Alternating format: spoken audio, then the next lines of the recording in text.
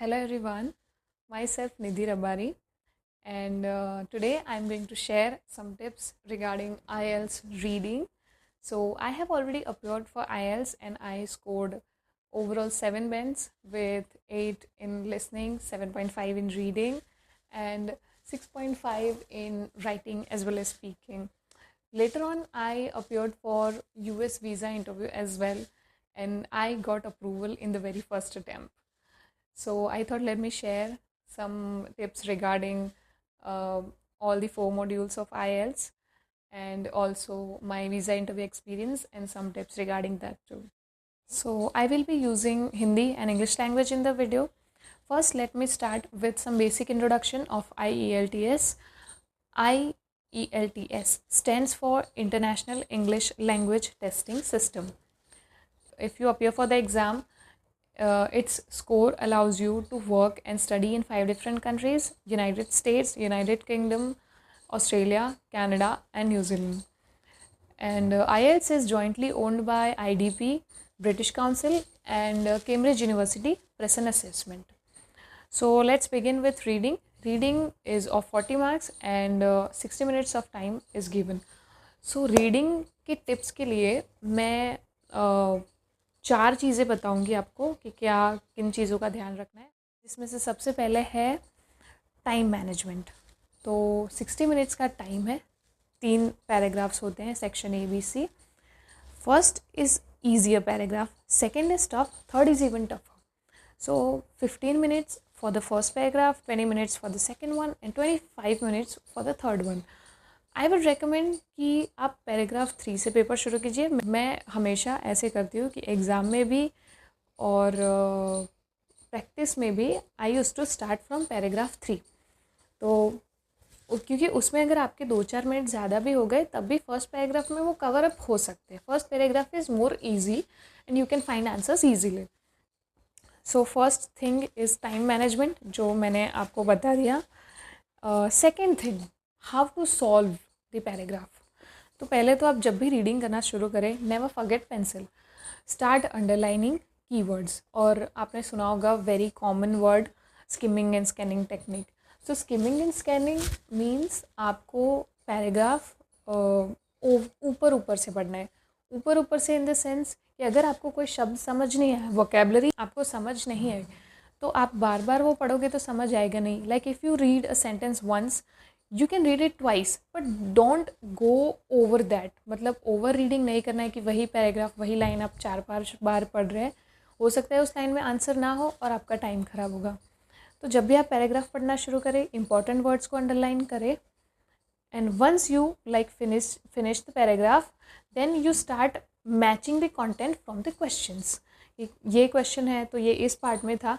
मतलब मेन जो मोटो है कि आप जब भी पैराग्राफ पढ़े तो ज़रूरी नहीं आपको सारे शब्द समझ आए, और नहीं भी आएंगे, but you need to understand what overall concept which has been told, which has been showed in the paragraph.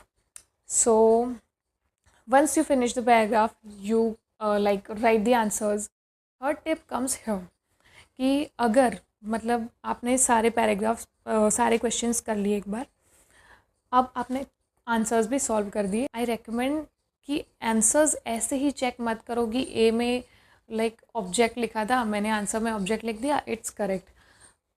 If your answers are wrong, आप चेक कीजिए कि आपकी गलती कहाँ पे हो रही है। You need to analyse where you are making mistakes, whether you are making in a particular question type, like 4-5 तरह के क्वेश्चन आते हैं, yes no not given, true false not given, list of headings, blanks.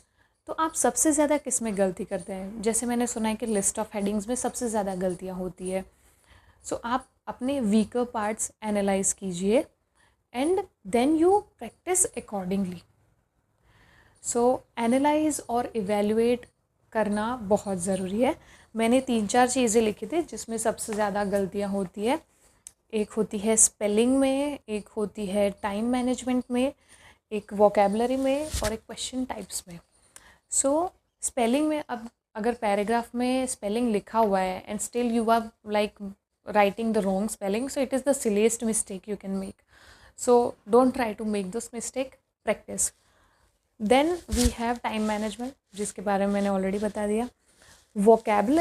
Vocabulary कैसे improve करनी है, इसके बारे में एक इम्पॉर्टेंट चीज़ है जो मैं सबसे लास्ट में बताऊंगी। And the third one is question type. तो क्वेश्चन टाइप में किस तरह के क्वेश्चंस में गलतियाँ होती है।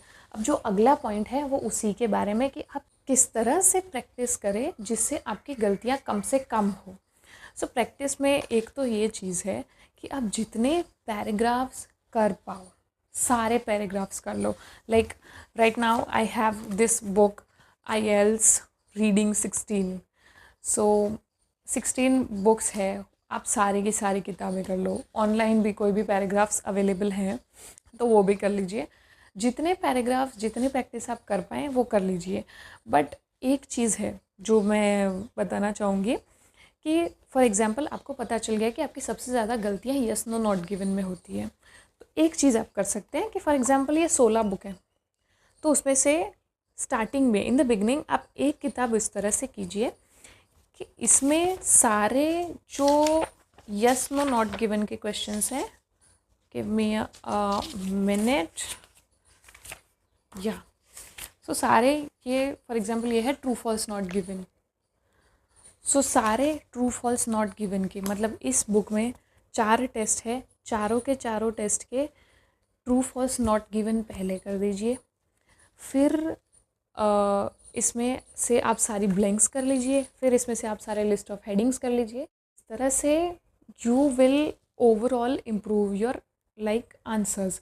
अगर आपके पास आपने जस्ट शुरू किया है IELTS की प्रिपरेशन करना, आपके पास 3 महीने हैं, बहुत अच्छे से मेहनत कर पाओगे, बहुत टाइम है, यू कैन इम्प्रूव। और एक और चीज़ जो मेरे टीचर्स बताते थे कि अगर आपको IELTS में ओवरऑल 1 बैंड बढ़ाना है, आप 6 पे स्कोर कर रहे हो अभी, आपको 7 तक जाना है, तो आपको 100 घंटे की मेहनत करनी पड़ेगी। सो आई रेकमेंड कि ज़्यादा से ज़्यादा टाइम प्रैक्टिस को दीजिए। ये बहुत इम्पॉर्टेंट टिप है जो मैं देने जा रही हूँ। जब भी आप IELTS की प्रिपरेशन करें तो आप साथ में कुछ ना कुछ ज़रूर पढ़ते रहें, B it a book, B it articles और माइट बी स्टोरी बुक्स। जब भी आप IELTS की प्रिपरेशन कर रहे हैं साइड में कुछ ना कुछ पढ़ते रहिए। आई रेकमेंड कि ऐसी for example self help books आप ले लीजिए, तो उसमें वोकेबलरी ईजी भी है और थोड़ी सी एडवांस भी आती है। जब मैं IELTS की प्रिपरेशन कर रही थी, I was reading this book named life's amazing secret by Gaur Gopal Das. तो इस तरह की किताबें आप पढ़ सकते हैं, क्योंकि जो वोकेबलरी जो मैंने 4 वीकनेसेस बताई उसमें से मैंने बोला था कि वोकेबलरी के बारे में एक चीज़ है जो मैं लास्ट में बताऊंगी, तो वो यही है कि आप जब वोकेबलरी इम्प्रूव करना चाहते हैं तो आप लिस्ट लेके बैठ जाएंगे, 50-100 वर्ड्स लेके बैठ जाएंगे और फिर रटने लगेंगे कि फ्लेवर गेस्ट सरप्राइज़ होना होता है। ये इस तरह से याद करेंगे तो आप उसको यूज़ कैसे करना है वो भी नहीं समझ पाएंगे, और इस तरह से शब्द वोकेबलरी याद नहीं रहती है। इन जनरल भी अगर आपको कोई लैंग्वेज इम्प्रूव करनी है तो आप अगर अच्छे से लिखना चाहते हैं, essays we write on our own, so अगर आप अच्छे से लिखना चाहते हैं तो आप पढ़िए, अगर आप अच्छे से बोलना चाहते हैं तो आप सुनिए। और एक और चीज़ ये भी है कि अगर आप IELTS की प्रिपरेशन कर रहे हैं तो सिर्फ इसलिए कर रहे हैं कि बस स्कोर ज़्यादा लाना है, 6.5 लाने, 7 लाने, उस तरह से नहीं। जब आप लैंग्वेज पढ़ ही रहे हैं तो आई रेकमेंड कि आप लैंग्वेज सीखनी है उस नज़रिए से प्रिपरेशन कीजिए। मुझे अपनी इंग्लिश इम्प्रूव करनी है, मुझे फ्लुएंटली बोलना है, मुझे विदाउट एनी ग्रामेटिकल मिस्टेक्स लिखना है, तो इस तरह से लैंग्वेज को सीखने के नज़रिए से आप प्रिपरेशन करिए, इंस्टेड ऑफ जस्ट स्कोर चाहिए, टिप्स दे दो। It doesn't work like that. और फॉर एग्ज़ाम्पल अगर आपको IELTS देनी है आज से 6 महीने बाद, तो ये आपके लिए और भी बेटर टाइम है। आप जितना अर्ली पढ़ना शुरू करेंगे, जितना अर्ली किताबें पढ़ना या आर्टिकल्स पढ़ना शुरू करेंगे, उतना ईज़िली और उतना ईज़िली आपको पड़ेगा जब आप एग्ज़ाम देने वाले होंगे, जब आप प्रिपरेशन कर रहे होंगे। सो यस, जो इन अ नटशेल कि आप प्रैक्टिस जिस पैटर्न से मैंने बताया उस पैटर्न से करके देखिए, वैसे इम्प्रूवमेंट आएगा, और अपने आंसर्स को एनालाइज करिए, वैसे इम्प्रूवमेंट आएगा। और वोकेबलरी, जैसे मैंने बोला कि वर्ड्स याद मत करो, इससे बेटर है कि आप किताबें पढ़ो, तो आपको उनका मतलब समझ में आएगा। अब आप फॉर एग्ज़ाम्पल ऐसे ही सोचने लग गए कि फ्लैबरगेस्टेड मतलब सरप्राइज़ होना होता है, तो वो आपको याद नहीं रहेगा। लेकिन अगर आपने कहीं पे पढ़ा है कि everybody was flabbergasted when I performed on stage, तो जब मैंने स्टेज पे परफॉर्म किया तो सब मुझे देख के अचंभित हो गए। फ्लैबरगेस्टेड मतलब अचंभित होना। तो इस तरह से आपको वर्ड्स के यूजेस भी समझ में आएंगे। दैट्स वाई आई रेकमेंड कि बिल्कुल बिल्कुल बिल्कुल पढ़ना ही है while you are preparing for IELTS. So this is it for today. And अगर आपको स्टिल रीडिंग को लेकर या इन जनरल आइल्स को लेकर कोई भी डाउट है तो प्लीज़ कमेंट सेक्शन में लिखिए, and I will try to answer every question, and I will come up with new videos very soon. Thank you so much for watching. This is Nidhi Rabari signing off.